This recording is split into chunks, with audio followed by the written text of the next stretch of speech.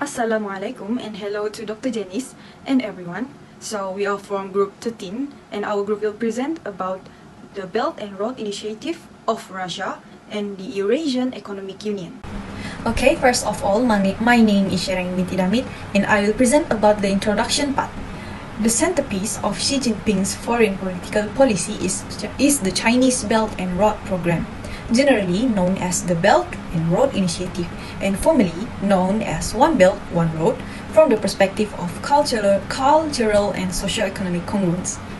Russia has increased its economic links with Asian nations due to the worsening of its relation with the Western nations starting around 2014. Along with the economic difficulties, the Belt and Road Initiative of China and the Russian-led Eurasian Economic Union have resulted in the development of Sino-Russian Collaboration, or EAEU. The primary objective of Russian foreign policy in Central Asia is to increase the Eurasian Economic Union's worldwide influence. Along with expanding Russian economic dominance, it counterbalances China's aspiration to dominate Eurasia, especially in Southeast and Central Asia. However, a number of challenges still stand in the way of this expanding collaboration. China abruptly changed the Belt and Road project in 2019 from being primarily focused on the logistic potential to the growth of the investment cooperation for some reasons, and the new BRI summit provided a variety of discussion topics. The EAEU, which is Eurasian Economic Union, is approaching a challenging phase of maintaining trade boundaries and increasing tensions among its members due to the divergent ideas on what future integration should look like. Other challenges to combining the Eurasian Economic Union and BRI are in the areas of logistic, trade restrictions, political unrest, and the apprehension of powerful partners that are inherent the post-Soviet and less developed nations.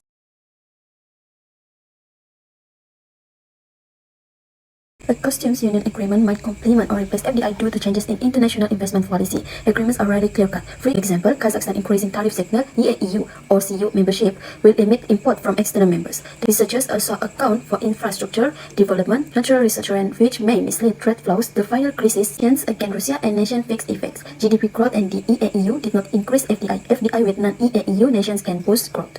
The article looked at how trade in manufactured goods and medium and high-tech goods has changed over time, as well as the R&D intensity and intellectual property charged in EAEU economies. Russia can be the technological leader of a region like Germany and other members of the Western EU do for Eastern Europe, the US does for the Americas, and Japan does for the ASEAN.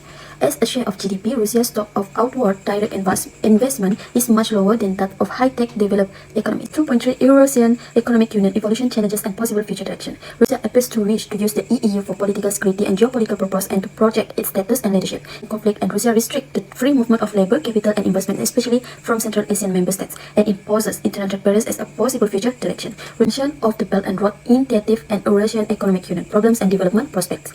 This paper presents a revolutionary method. Russia, India, and China's trilateral RIC discussion within the Shanghai Cooperation Organization can settle regional challenges. These players are crucial to Asia's future. The area will only improve if all conversation participants work together, but for now, everyone is pushing their mechanism in South and Southeast Asia, while India is working on Central Asia. Point 5. The Belt and Road Initiative and the Eurasian Economic Union. Economic Union exploring the Greater Eurasian Partnership. According to the Eurasian Economic Commission, the Greater Eurasian Partnership responds to regionalization. First is the China's BRI. The Commission has presented the BRI as a technological project focused on infrastructure building. This rhetoric allows the Commission to present the BRI as a project that complements the trade-oriented Greater Eurasian Partnership or even absorb it. 2.6. The analysis shows that linking the EEU and BRI will create stronger economic and social ties even if they are somewhat planned and led by the government. The EEU and BRI are not enough to deal with security problems, so it is likely that the SCO will help deal with security problems that affect the BRI and EEU. It's a sign that the nature of Sino-Russian relations seems to support the solidarist view of ES that international contact between Russia and China will grow and become more meaningful. Hello, I'm Siti Diana Shazwani binti Abdullah with metric number BB2110372, and today I will present the methodology that used in the journals we have read. There are two journals use the same methodology, which is qualitative method. One of the journals is the Belt and Road Initiative and the Eurasian Economy, exploring the Greater Eurasian Partnership. The author analyzes 56 speeches delivered by Eurasian Economic Commission official between 2015 until 2018. The authors also compare discourse review of selected passages from 30 semi-structured interviews with local elites, which were conducted under the contract of rigid confidentiality and privacy. While the journal Eurasian Union Education Challenge and Possible Future Direction, the author of the journal compiled the data from trusted secondary sources that have been written. Next, conjugation of the Belt and Road Initiative and Eurasian Economic Union, problem and development prospect. This journal used quantitative method where the author comparing the analysis of statistical data on international trade in the region. The journal, the Eurasian Economic Union and the Challenge of the BRI, a comparison of their respective impact on economic development and Russia regional leadership, used a new methodology. The authors combine variety methods that can reveal underlying phenomena. Other than that, for the journal, the linking of the Belt Road Initiative and the Eurasian Economic Union and its impact on Sino-Russian relations use holistic pluralistic methodology known as English School International Relation Theory to analyze strategic economics and society. And lastly, for the journal, the effect of the Eurasian Economic Union on regional foreign direct investment and implementation for growth are using qualitative and quantitative methodology where the author examined FDI flows within the EAEU from previous studies. Next, they constructed a panel union dataset from 1995 until 2019 for members of the EAEU and non-member countries. Assalamualaikum and a very good day to Dr. Janice and my fellow friends. I am Siti Rakmal, matrix number BB2111085, and I will be explaining on the challenges of BRI in Eurasian countries.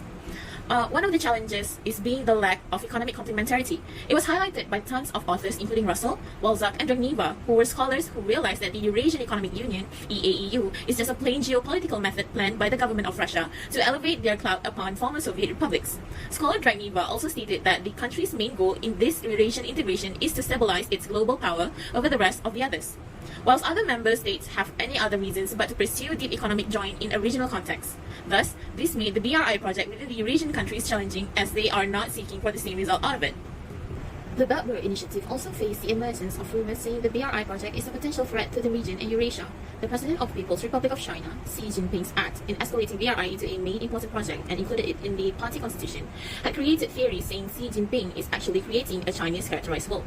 This is due to the BRI being bilateral in its design and implementation within China as the supposed leader and beneficiary. The BRI is also a major economic and geostrategic plan that is used for both economic and military as a development model. Thus, it is not illogical that the people of the Eurasian member countries would think that this project would lead to them being super dependent towards China instead of their own economy. The countries that have fragile economic status would have risked themselves of a debt trap that would make issues of sovereignty relating to the projects made under the BRI name emerge.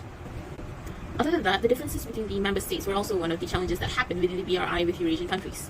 4 out of 5 members of these states, which are Kyrgyz Republic, Kazakhstan, Armenia, and Belarus, were complaining about the balance in dominating the BRI project. This is due to the enormous size of Russia itself that is way bigger than the other 4 countries. Let us take an example of their GDPs. Russia's GDP is still 6 times bigger than the GDP of all 4 other members combined.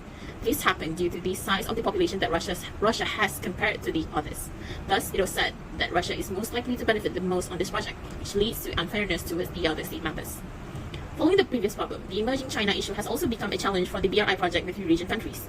The act of China being calm when Russia led the expansion and deeper integration of the EAEU had raised suspicions among the member states, which proves the previous problem even more, that China is actually plotting to reach their own goal, which is to penetrate economic and investment relations with all EAEU member states, including the biggest power among them, Russia.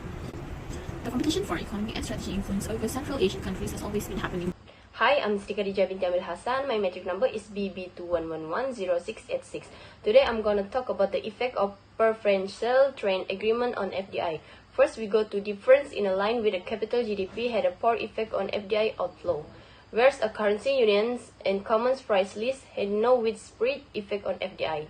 Second, we go to the evolution done that determines of EU non-EU. This impact become a negligible for Europe FDI to developing non-EU nation. Third, we go to inner evolution of FDI flow for 20 OECD countries. There's a consequences suggest that FTA have a trivial or insignificant and result on FDI. Next, we go to the effect of FTA on FDI style. FDI become found to respond to capital marketplace condition, interest fee differential, and much less to market late, while for the greater OECD growing countries, there's entry into a FTA exit FDI. 5. The effect of the Canadian-US FTA on the FDI boom. Exciting finding become that the funding approach of firm change. And the last one, we go to establish the general determinants of FDI, often lowering exchange fee of final item book about expatriate rather than exit. FDI, however, lowering alternative change of intermediate item and in extra virtual FDI. That's all from me. Thank you. Hi, Assalamualaikum. My name is Siti Hajar binti Jamali. So the conclusion, the Eurasian Economic Union led by Russia is the main partner in China's Belt and Road Initiative (BRI). This is because it consists of almost all the regions passed by the BRI-led route on the way to Europa. Regarding the economic route will run in Colnet Silk will pass Soto has Asia. At the end of this article, it has focused on two related topics about the coordination of BRI and EAEU. Firstly, it seeks to explore the conceptual framework that has been implemented. Second, it investigates how the two concepts, the BRI and the Great Eurasian Partnership, has already been started to be understood by the Russian and Kazakhstan elites as influential. For this reason, a competitive analysis was carried out on the elite group involved in forming opinion and making discussion. The research posted here add a lot of scientific knowledge about the normative impact of the BRI and EAU interaction in Central Asia and Russia by comparing the view of Kazakhstan with Russia.